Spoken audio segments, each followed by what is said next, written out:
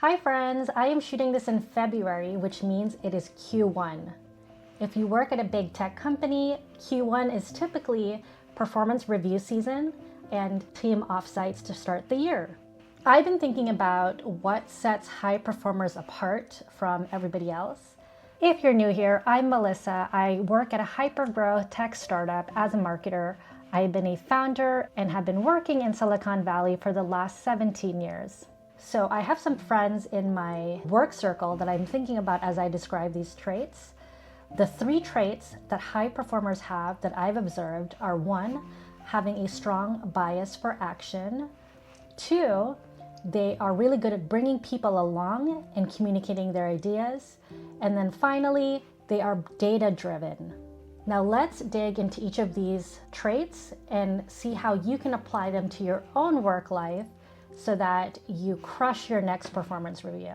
And I would say too, this is not just helpful for people who work in tech, but also entrepreneurs and founders who are thinking about how to level up in your own projects and or want to mentor and guide your team to become more productive and successful.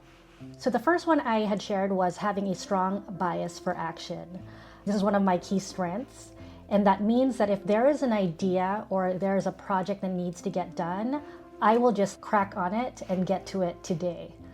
One example, and I'm actually going to share a non-work example, but it's about this YouTube channel. Last November, I was soliciting an audiobook by one of my sales coaches that I love, Brian Tracy. There was a question in the audiobook that said, "What is the one thing that you've been thinking about for years and are continuing to think about to this day?" And then I was like, oh my gosh, it's my YouTube channel. And so I immediately jumped into action. And then the next morning when my husband woke up, I was like a full-fledged YouTuber. I was getting all my cameras set up ready. And then I just went into this intense period where I was just starting to shoot video. Like nothing no one could stop me. I just became this crazy person. And so having this bias for action helped me launch this YouTube channel immediately without a second thought. I was just like, I'm doing it now because I've been thinking about this for years. And here I am 3 months later with 10 videos under my belt. And it's going to be a long journey, I know that, but I'm already building the skills and getting one step closer to this dream and this vision that I had about being a storyteller and a content creator. Okay, so having a strong bias for action is extremely important in the work setting. And when you look at high performers in your teams, those 10Xers, their name might be in all of these like big important projects. And that is because they do not overthink things. So if there's something that needs to get done, oftentimes they will raise their hand or they will immediately try to build the document, build the project, build a prototype to make progress on it, right? Other people get paralyzed. They are sitting on an idea for weeks and months, not taking any action. And because of that, they get analysis paralysis and end up doing a fraction of what these other high performers do.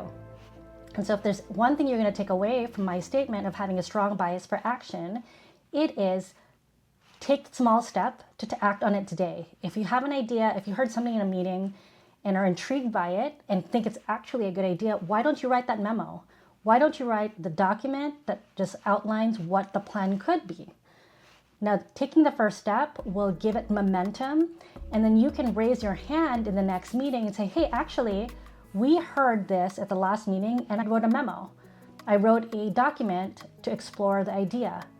And that is like really well recognized and received by people, is if someone had taken the initiative to take the first step, that is what's going to set you apart and how you are going to be seen as a top performer at your company.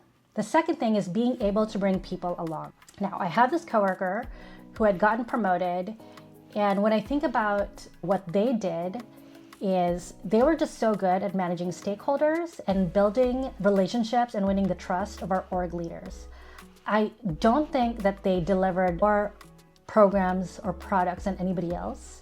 Everybody already works really hard. Everyone's shipping fast at our company.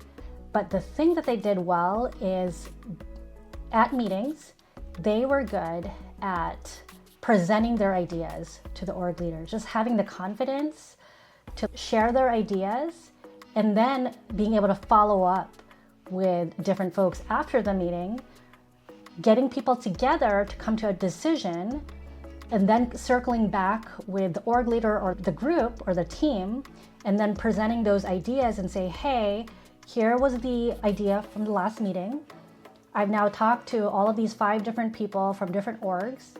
Here's our point of view, and I think we should be able to do X, Y, Z.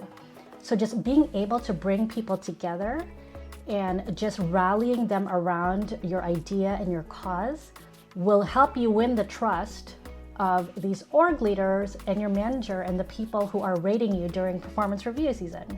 I guess some people could say that is political, and so of course you don't want to overdo it. The relationship part is extremely important, but you should also have actual work to back it up. And the last trait that I had mentioned was being data-driven. And so what this means is that you can make a statement, you can make a proposal, but it just can't be an idea without any supporting documents that back it up. And so you can say, hey, I want to run this experiment, or this product is going to be successful.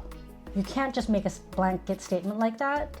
You actually should come with supporting data, meaning, hey, I talked to 5 users who said X, Y, Z are their problem. Based on these problems, I came up with 4 ideas, and one idea I think is going to have legs, and this is why. Like, we have this data that says users want this email did really well to support that product, etc., etc. But do you see what I'm saying? It's like you have to be able to have some information to back up your statements. Now that sounds fairly obvious, right? But I was reflecting upon a conversation I had with a group of friends where one person made a statement and that was like very debatable. And it sounded like an opinion. And I said, I need some sources and I want to be able to read where you got this information. Even though it could be a fact, but because they didn't share the stats and the supporting data, to me, it was just like, okay, then you're just biased and you're just saying these things because they're your own opinions. And so if you really want for people to trust your statements, you need to come with supporting evidence and facts to back up your ideas. All right, to sum it up, the 3 traits of high performers are 1, having a strong bias for action. 2, it is being able to bring people along and communicate ideas well. And then finally, 3, being data-driven and have supporting data and facts to back up your ideas. I hope this was helpful. I hope you're able to apply it in your day-to-day life. And if you have a future performance review, or if you're giving a performance review to somebody, that you can help anchor your feedback and the things that you're doing on these traits. I will see you at the next one. Thanks, everybody. Bye.